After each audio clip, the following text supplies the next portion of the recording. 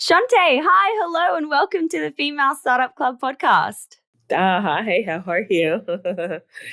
I'm pretty good. I'm excited to be chatting with you and learning all about your business. I always get you to start by just giving us a little bit of an introduction to who you are and what your business is. Yes, my name is Shontay Lundy, and I am the creator and founder of Black Girl Sunscreen, a revolutionary sunscreen that has eliminated the white residue, that horrible white residue that everyone is just kind of like, I don't want to put sunscreen on, while incorporating natural ingredients that are helpful to the skin. We started off with one SKU, which is, I don't know, it just depends on how you perceive business. It's a good thing or a bad thing. But with Black Girl Sunscreen, we've turned that one SKU into motivation and inspiration for an entire demographic. Amazing. I know that white sunscreen residue feeling well, especially when you're a kid and you have it slathered all over your face and you're like, ick, and the smell. Yikes. Do you wear sunscreen? I do now. As of a recent maybe in the last 2 years, I started wearing sunscreen, but I was, a kid who grew up in Australia being like, "Well, I'm sure it's fine. I'm sure I don't need it." Turns out I do. And I really started noticing the difference in my skin as I sort of hit my late 20s, and now I do wear sunscreen. I actually got Australian vibes from you initially. Oh, yeah? I'm Australian, so Yeah, that makes sense.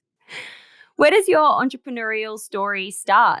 I would say at a really young age, I started playing the violin in the second grade. And you're probably like, what does violin in the entrepreneurial spirit have to do with anything? It has a lot to do with everything because, playing an instrument or doing really any sport on a competitive level, really gives you confidence. And, I would say self discipline and motivation and being like a self starter. So at 8 years old, I was playing the violin solo in front of my entire, elementary school. Call it, I don't know, you know, 150 students. And that's a big deal for an 8 year old, to get up on stage and yeah, to memorize music and to have the heart to go and do something. So I did that all the way up until high school. But my first job came at the age of 15, and I had a paper route. Again, not a super big deal, but nothing to take lightly. And I say that because, having a paper route at the age of 15, it's such a tender age of being a teenager, right? For me, when I was a teenager, all we wanted to do was like have sleepovers, hang out with your friends at the mall, and then we all wanted to have like our own phone in our room. So like it was a landline, but it wasn't like attached to a cord. It was a cordless phone, not a cell phone. Do you know what I'm talking about? Yeah, yeah. Okay, I cool. never had one in my room. You had one in your room, right? No, I So never had one in my room, you I wish. oh, you didn't. So I did. And the only reason I was able to do that was because my family didn't pay for the line, right? Now, my family couldn't afford to have two phone lines. It just was what it was. So what I said was like, okay, well, here are the things that I want to work towards, whether it's my phone line, whether it's the cute shoes that I want, whether it was saving up, just a few pennies for college. And I did that working from 10th grade all the way until college. So that was my first job, and it taught me again discipline, how to multitask, and how to time manage. Because I was up early in the morning to deliver papers, then went to school from whatever 7 to 3, then did cheerleading or track because I was on both, and then did another job from 6 to 9. So my day was full, full, full, full. And for me at that age, like I didn't think about being a businesswoman or a saleswoman. It was kind of what I needed to do to get by, to survive. Mhm, mhm. And I also think it sounds like goal setting, you had like these goals that you wanted. You wanted your phone line, you wanted your spending money. You were able to achieve those goals by your actions. As well as instilling a solid work ethic, right? So at 15, here I am setting goals for myself, but also knowing like in order to reach those goals, I have to put in the work because the goals aren't just going to come without the legwork. Totally. And so at what point do you start being like, I want to start my own business and I have an idea? It was never, it didn't come until Black Girl Sunscreen. And I think that things happen naturally for people, right? And then you could just sit there and see that there is a need for something, or you're doing something and you're like, hey, I wish I had this. And you go to look it up or figure out if it already exists, and it doesn't. And I think that's how a lot of consumer product goods are developed. And a lot of services are developed to enhance and improve services that already exist. So when it comes to Black Girl Sunscreen, this happened, just a few years ago in 2017. I'd already completed my master's degree, had already lived in a very tropical environment, South Florida, Miami, and I did a lot of outdoor activities. And becoming a woman of the sun by traveling, outdoor yoga, hiking, and having a very diverse group of friends who would encourage me to wear sunscreen. And I'd be like, no, have you seen the way it looks on my complexion? Like, this isn't okay. And I don't feel comfortable wearing it. And then that's when that aha moment came into place and was like, I don't think there's anything that can address my concern. And when I jumped onto Google to see if something exists, it in fact did not, at least in the way that I wanted it to exist, in the way where it spoke to me directly, right? Because there are sunscreen brands on the market today, not then, that have eliminated the white cast, right? But we're talking about 5 years ago where, yeah, people were talking about sunscreen, but not at the level they are today. Women of color also weren't acknowledged at the level that they are today in terms of their skin. So that was the moment where it was not necessarily, I'm going to make this into a business, but hey, can I create a product that can solve this concern?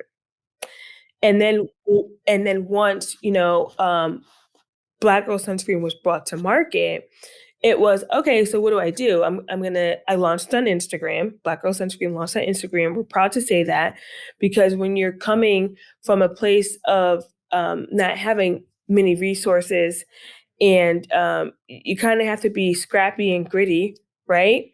Um, Free marketing digital marketing was the way to do it, whether it be Facebook, Instagram, Pinterest, YouTube, whatever, right? And that's where all the eyes were. And if you want attention, you have to make noise on those platforms at that time, and still even today. So with that being said, we started selling. We had a e-commerce store, but our marketing efforts were digitally launched, right? So that's when it really became a business, when we were selling Black Girl Sunscreen, on our .com.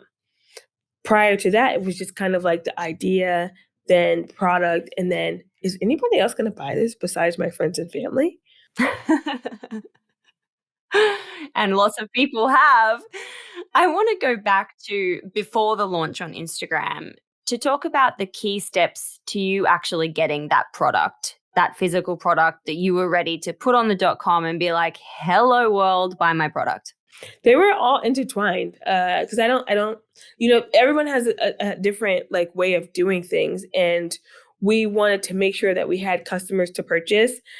We had when we launched, we actually put it on pre-order, so we did have whatever 40 orders ready to go before we even had the physical finished product in hand. When it came to finding the right chemist and manufacturer that aligned with their brand, that was one of the hardest parts because most people ask themselves, where do I even start? What are the keywords that I put in Google? And it's really like just going down a rabbit hole to kind of find who may work for you. Your strategy might be like, hey, I want my the operations of my business to be in this region, right? Like I want it to be where I live so I can do spot checks. Or hey, I don't really care where the facilities are. So it's just depending on like your strategy. My strategy was I lived in South Florida. South Florida is also a port, meaning the port of Miami. So goods come in and out of there, right? Without extra freight, like going into the middle of the country, right? So there were certain things that I actually thought of before saying, hey, I want this manufacturer that's located, I don't know, in Iowa, right? So there were a lot of like things that I were extremely mindful about when kind of structuring my operations. That's so interesting. I never thought about that, like the cost of getting it from A to B once it arrives. It just never even crossed my mind. That's such an interesting slash crucial insight into building a business, especially in the beginning. Well, the cost, right? And then the timelines, right? So if you have to adhere to deadlines, we have major retailers that distribute Black Girl sunscreen. There are ship windows and ship dates and delivery dates. And, when you have operations that are pretty close in proximity, you can kind of almost do things at the 11th hour. Of course, it's not ideal, but it can happen. So that was my thinking. That was my thinking then. My thinking now is I would do it the same way. I would definitely, have my warehouses together, everything close together. So if it's time for meetings, I can jump in.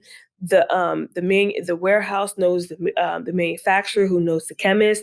It's a complete full circle. Mhm, mhm. Love that. I always love to ask about the money piece of the puzzle. What kind of capital did you need to get started in terms of placing that first order, building the website, and kind of hitting go? And how were you financing the brand in the beginning? Yeah, all of those things are super crucial. So, Black Girl Sunscreen, I started with $35,000.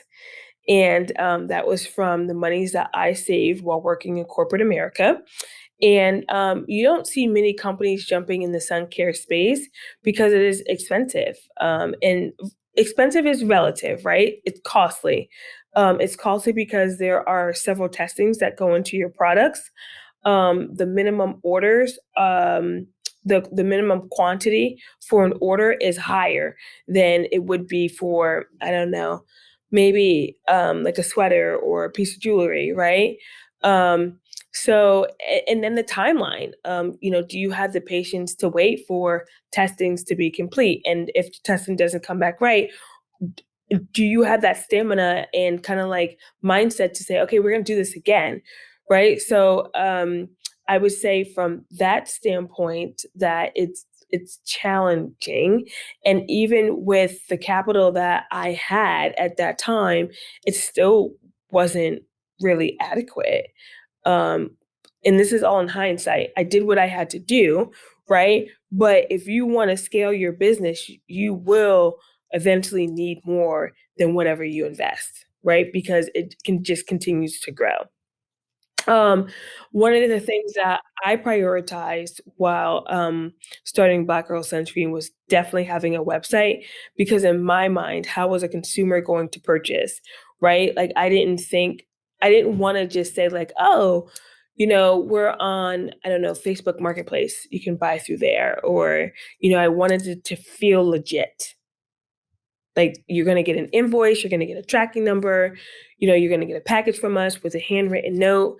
And it's all going to seem all fine and dandy, all even though there's only one person that is handling customer service, marketing, packaging, fulfillment, and all that stuff. Mhm, mhm. Amazing. Love that. The one woman show. Yeah, then in 2017 for sure. Now it's different, right? Because we've scaled. We're in Target, which is a mass retailer here in the States. We're also in Ulta, which is the leading beauty store here in the United States. We have several relationships with um, local brick and mortar stores that carry Black Girl Sunscreen, as well as smaller pharmacies. And then we support third party e-commerce websites that speak to women of color in terms of sun care and skin care. So one person couldn't do this at the level that we're at now. Totally. How big is the team now? We are a team of 12. Holy moly. That's exciting. Yeah, Cool. yeah, it is. It is. I want to go into talking about the marketing side of things. You mentioned in the beginning it was very much Instagram focused and you were creating noise on that platform. How were you creating noise and keeping the momentum going after you launched? And like, how did your marketing evolve? It's still evolving. First of all, the marketing is like when you're younger, you like have to like find out who you are, if that makes sense. Like, so maybe you like dye your hair purple, and then you like realize like, nah, that wasn't me. Right? No, seriously, right? Or dress a certain way. Yeah, or you dress a certain way, and you're like, nah. Or you're like, yeah, this is totally me. I feel so comfortable.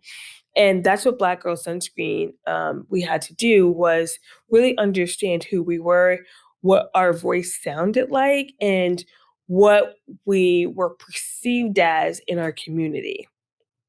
So once we kind of wrapped our heads around that, I think we were able to kind of just run full force, because that's really the hardest part when it comes to marketing is developing your voice. How can you speak to your consumer? And we do that by really mixing a couple of things. First, being human. Second, understanding our culture, but then being professional, right? So there's uh, when you follow Black Girl Sunscreen, you know that there's a woman of color behind marketing, right? Or not, but they're doing a good job resonating with the community. And in terms of Instagram, like I said, it's about, you can't post and ghost, meaning like you don't post something and then, not respond to comments. And then trial and error. Let's see how certain things work. If it doesn't work, then maybe we don't do it again or we bring it back differently. And so just taking the risk of seeing what's going to resonate with the community. And that's how we did it on Instagram. From even the colors, right? Like our brand colors are black gold. We throw in some whites, yellows, neutral colors. But if we throw anything like bright, doesn't do well for us. So it's even, yeah, it's even having our consumer base and our followers even like just recognizing like our aesthetics. Like, oh, this is different. I don't know about that. So even just sticking to like the brand, like McDonald's is known for bright red and yellow. They kind of stick to that. They don't really deviate. Yeah. Mhm. When you look back at the journey over the last few years, were there any clear tipping points or quantum leaps forward that stand out to you? No. Shontay has always worked in a silo and really been focused on whatever the pie in the sky is. So if our goal was to get a headquarters so we can house, 10 employees, then that was the goal. no tipping points, because actually maybe one. And that was when we were trying to raise capital, and understanding when that time was, and even understanding that it was an appropriate time, because I don't know that a lot of businesses do understand when it is time to, or when they can start speaking to investors, or if they have the confidence. Do I know that I have the amount of sales or profitability? What's my story? How am I doing in marketing? Do I have enough customers? So I think for us, that was a major, I would say, not necessarily tipping point, but a stage in the business where we had to pause for a second. And what was it to you that made you realize, oh, it's time to start getting some funding? Well, yeah, I mean, because it wasn't about Shantae continuing to reinvest her money, right? Like, my money is only so long, where my back is against the wall, because we need inventory to fulfill, major POs. So that's where it was just kind of like, okay, we need to do something different to elevate the brand. Right. And so I read that last year in 2020, you secured about $1 million in funding, in private funding. What was your experience like during that process? And what are the key takeaways or learnings that you can share for anyone else going through the process? I would say that the process is what you make it. For me, I don't think that there's a lot of conversations and education in the community of Black females and minority-led businesses. So you could be going into a conversation and not know all the terminology, which isn't a good look, right? So doing the research first is extremely important. And then truly understanding that it's a true partnership, right? Um, and not necessarily being desperate for the funding. And knowing what you're looking for in a partner. You may want someone that is like, hey, you know what? I don't necessarily want to be involved in the day to day. Or maybe you do want that type of advice. So understanding, like, self-awareness is key when it comes to that process. Yeah, totally. I think it's also one of those, again, like really big learning curves where you learn a lot about yourself and how you feel in those situations and how you tackle, you know, that vulnerability again, like going back to what you were saying as an 8-year-old playing the violin, you've got to put yourself out there and kind of show all of your cards on the table. Mhm. Amazing. I also read that you are now in hundreds of Target stores. You reached a $5 million valuation last year after the fundraise. What are the kind of goals that you're working towards now, say over the next 12 months? Great question. So again, it is to continue to grow, and to really own the space of sun care in this demographic.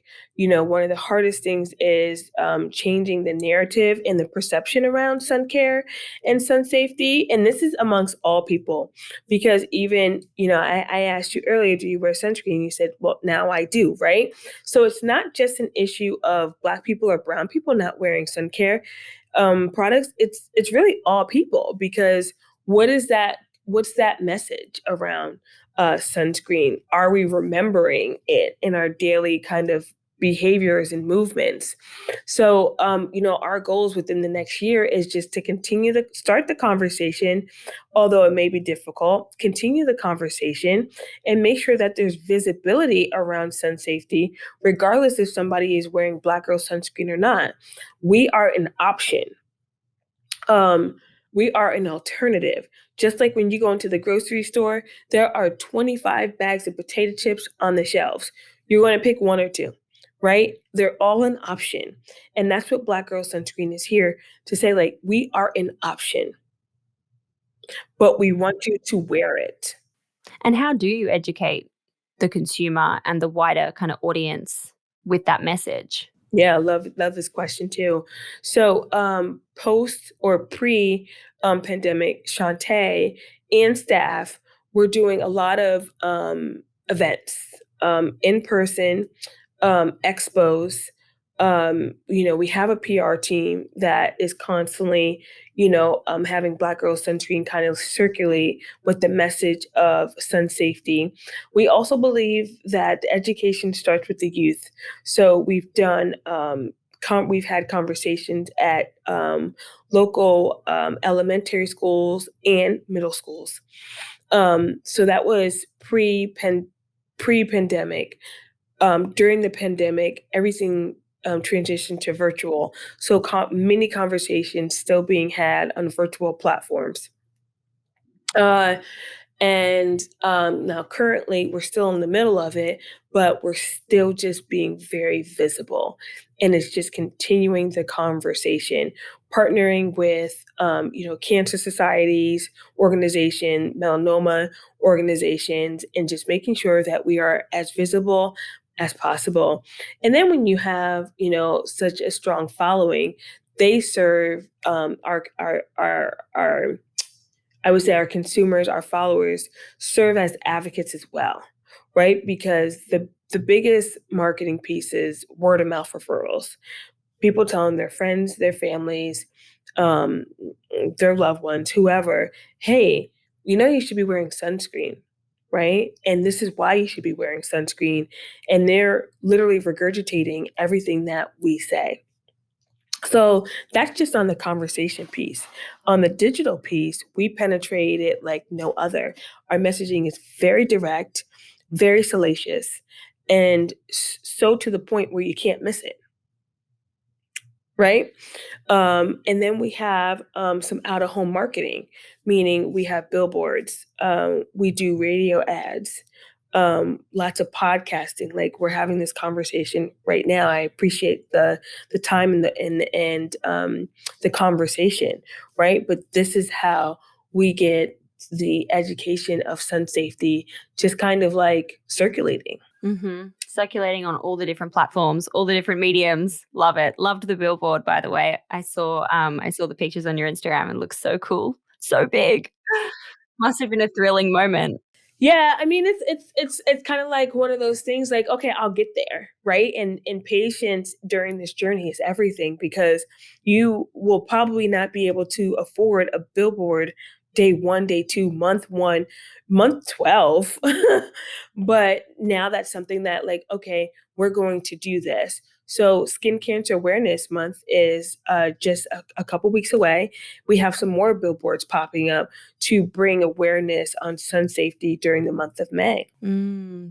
Awesome. That's amazing. Love that. What is your key piece of advice for women who have a big idea and want to start their own business? Do it. Like literally implement your ideas, clear out the minutia, meaning like, sometimes yourself may talk yourself out of it, or someone else may chime in and say, I don't really know, and kind of second guess your idea. But I lead with intuition. And what that means is if it feels like something I should do, I'm going to do it. And I'm going to do it with conviction. And if it doesn't work, then it doesn't necessarily work, and I keep going. So my advice to women or anyone that has an idea, put it on paper and then actually start it. You may not have all the capital that you need. You don't need all the capital, right? Black Girl Sunscreen, our first photo shoot was done with mock-ups from Kinko's. Kinko's isn't around anymore, but and I'm dating myself, but we literally got plastic, stapled together, and taped like a printed photograph of the bottle on black plastic, and we did our photo shoot, because we needed the images to go to create the website. And I mean, as soon as we had the real deal in hand, we swapped that out. But why delay something if you can have a remedy up front? So I don't think that lack of resources should stop anyone, because I think being resourceful is very important, and then feeling confident. And I know that people are afraid to fall, but if you don't fall, first of all, you don't know what it feels like to fall. You got to know what it feels like. My solo act in second grade, I didn't mention this, um, but it started off as a duet. And the girl, she called out of school sick, right? She didn't come to school. She was sick. I was terrified. And I told my music teacher I didn't want to do it. I was crying. And she said, Shontay, you can do this. And so I was up first and I got so nervous, I ran off the stage crying. And at the end of the concert, I came back on stage and I did my piece. So I tell you that story because it's okay not to achieve the outcome that you're looking for the first time. Mm. Thank you for sharing that. That's amazing. You're welcome. At the end of every episode, I ask a series of 6 quick questions. Some of it we may have already covered, but I ask it so that I have all the answers that we can look back and see what the trends are or the certain insights and that kind of thing. So, question number 1 is, what's your why? Why do you do what you do? Because I love it. And I am enamored with the fact of doing something bigger than what I thought my life would be. So it is important to me to create this legacy within the space that I'm in. Love that. Amazing. Question number 2 is, what do you think has been the number 1 marketing moment that's made the business pop so far? We've had some really solid moments. Oh my goodness. Like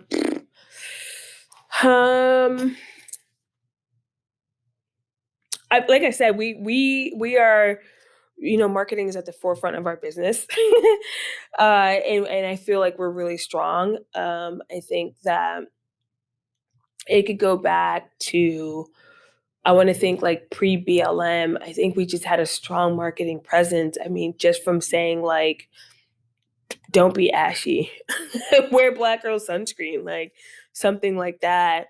Then, having different articles hit. Like the Forbes article was, circulating for a while. And then, of course, the heightened awareness of Black Lives Matters and, supporting Black-owned businesses was another, just participating in different collaborations, being on national TV 3 times, getting shout outs from different artists, including Beyonce.